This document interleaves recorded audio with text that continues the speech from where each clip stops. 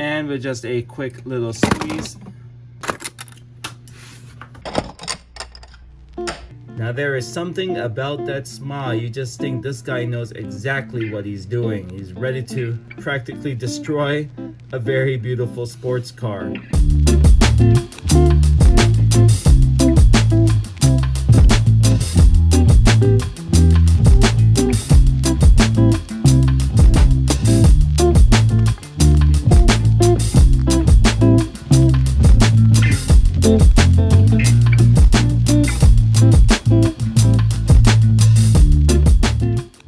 What's up everybody, hope you are doing well. Time for a very fun and industrious Lego City set.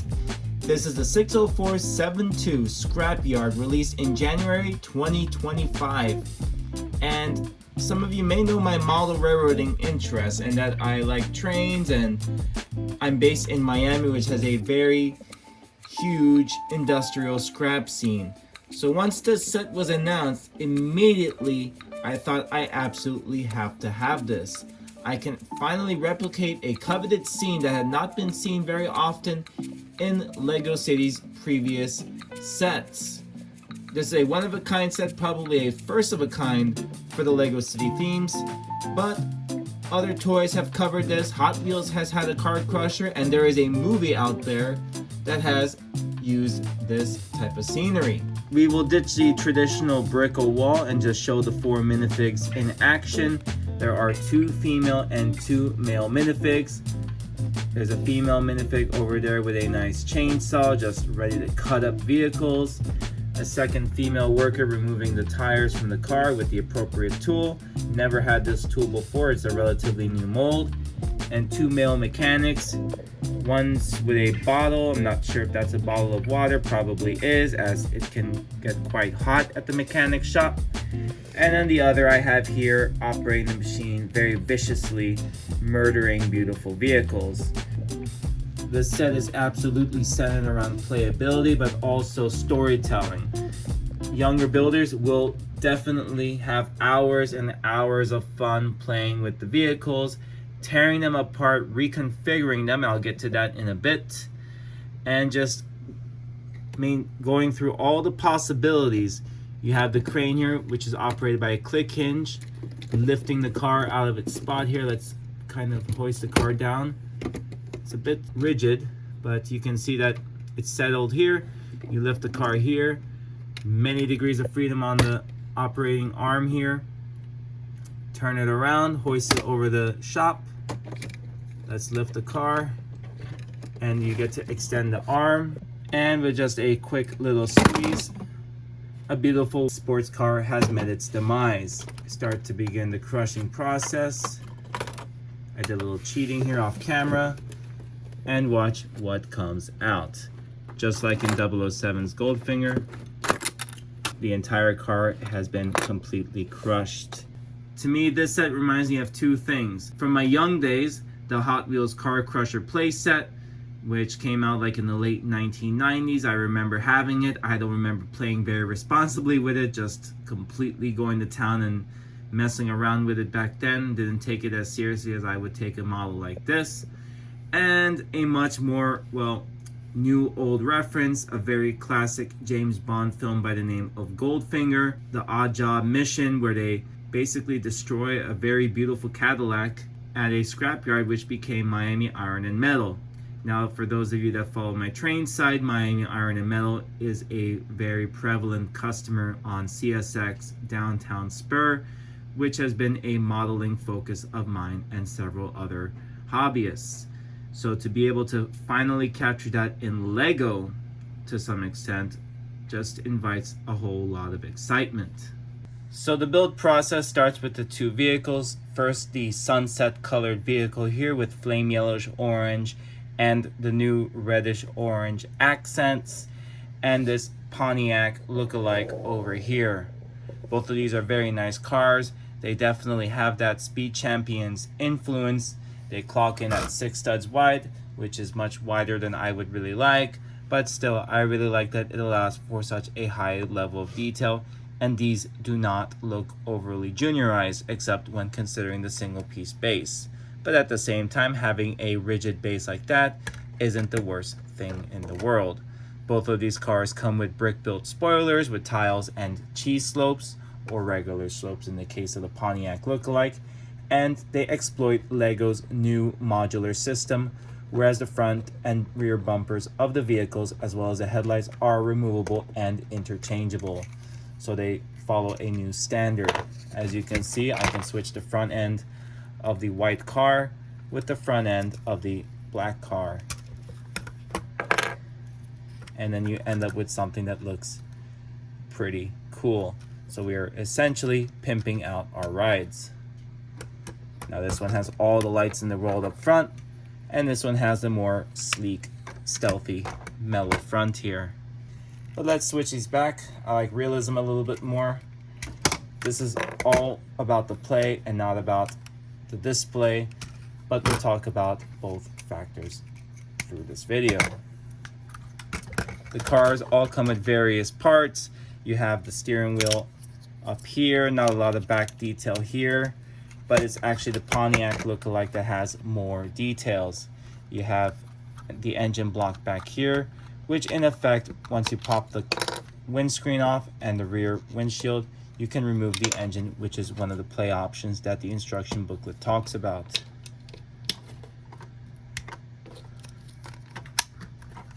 The way the designer set this up aligns the glass window perfectly with the double angled piece here.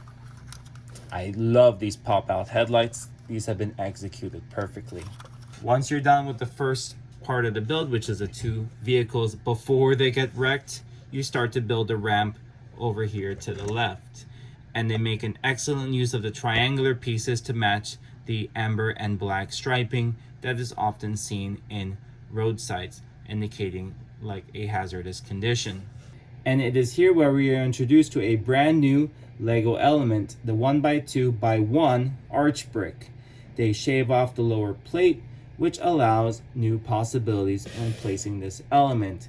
It allows it to match up with other elements that have been designed recently, and therefore the possibilities are far more endless. This construction here takes huge advantage of the studs not on top technique, relying on essentially side support, as these plated elements and tiles over here act sort of as support pieces to make this thing much sturdier. I was actually wondering, well, would it have made more sense for this to be mobile?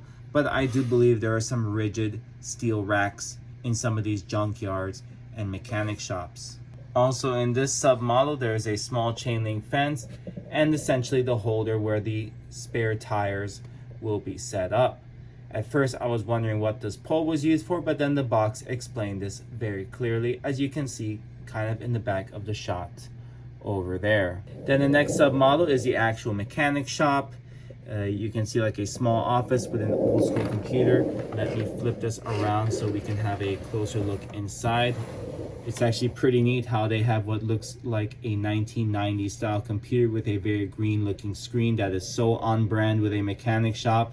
Old school white mouse and what looks like a Mac keyboard. It's very simplistic inside, but I love the use of masonry elements, window pieces, and panels to complete the assembly.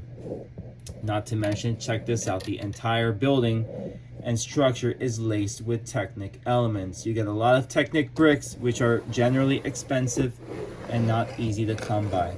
A couple supplementary details line the shop. It is neat that they have a wrench as the door and a small cone on the left, as well as fodder for the dog there. There is also a oil barrel with the Octane logo, which is a sticker that is applied. Interestingly, this is a print, while most other details are stickers. And in this stage, we end up beginning the construction of the support for the giant crane. And what was actually very interesting is that the part that is used for the round 4x4x1 brick is the same mold that has been used in 1990s sets and also in some early Star Wars sets. So welcome back to that mold. I had thought that they had phased it out. Later on, we construct the crane using a click hinged mechanism and an extending arm. It's pretty neat to have this extending arm. At first, I had almost forgotten that this thing existed. when operating the crane here, reminiscent of some earlier crane arms that I've seen from past sets.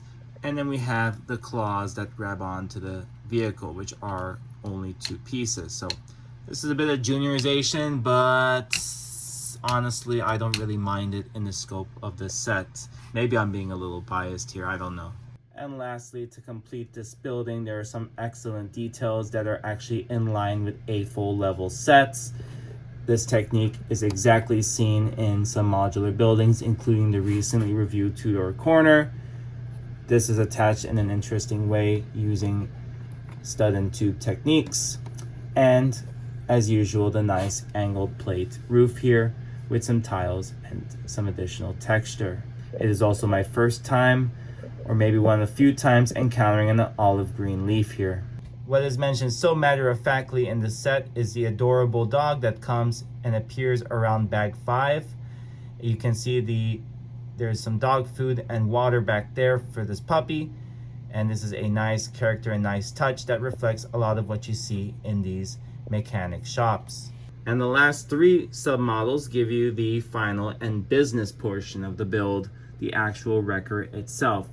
So what will happen is this poor, very beautiful Pontiac-like vehicle will be just dropped into the chamber here.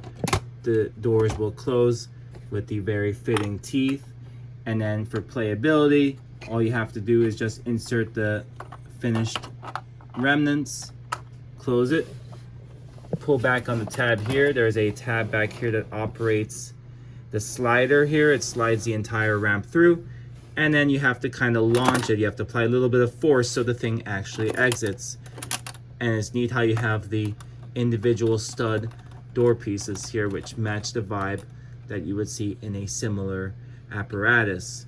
Of course, since the car is more complete, the door doesn't completely close, as you would need to basically gut the car down to its frame in order for this to completely be shut.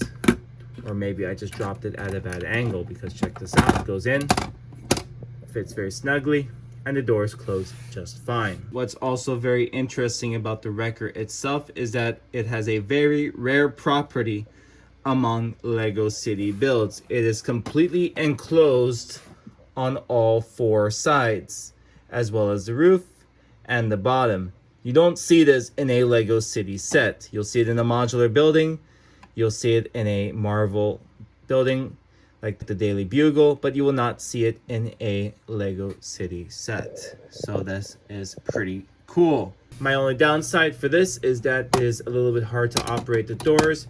You have to just lift on it with your finger from the edge here, or you can pull on these little lips here in order to get the thing to rotate up and down.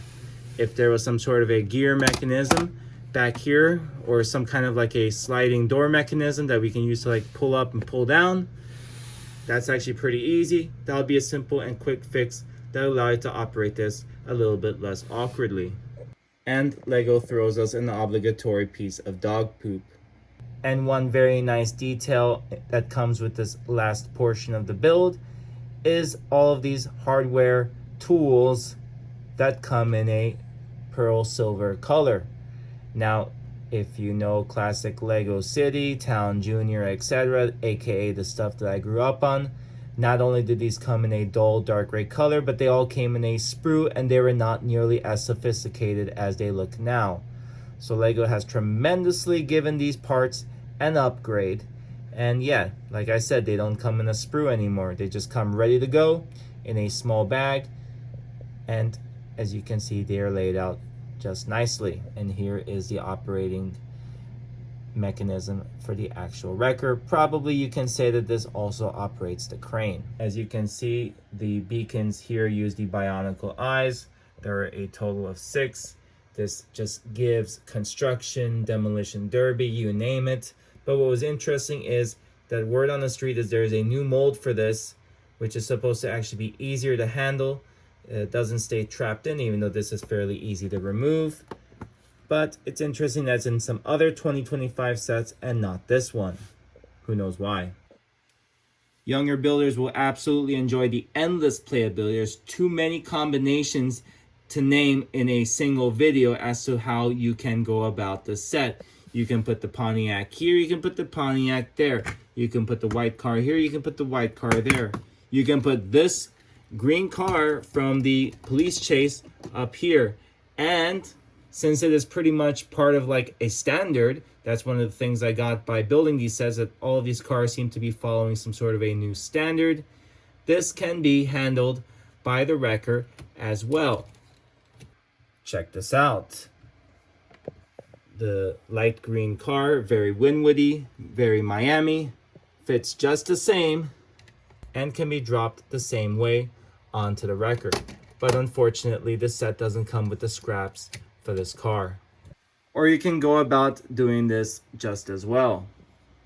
But I'm guessing in Lego City, this would be a huge no-no. So for all of those reasons and more, this set just felt like a little throwback for me. And for someone who grew up collecting Hot Wheels, building this as a full-grown adult was kind of fun and definitely nostalgic, especially having the tools, having just the crane arms, just the theming, because I guess it is kind of what you get your first impression on. The first set I got was a 6432 highway hauler and had basically half of these features. I also ended up with a tow truck and a fire truck, which just had a lot of overlap with what is in this set. And on Lego's end, I believe this is one of the first sets of its kind. I don't think they've ever produced a junkyard just like this for any iteration of the City line. Probably the closest you had to this was a highway repair shop, a mechanic shop, and the City garages that came out over the past several years. But what a way to kick off year 20 of Lego City. So all in all, younger builders will have hours and hours of endless fun with this. Older builders might enjoy the more mature topic. This is no cops and robbers set. This is no fire station. This might be a little bit touching on construction. Well, since kids like to destroy things, I guess younger builders will enjoy that as well.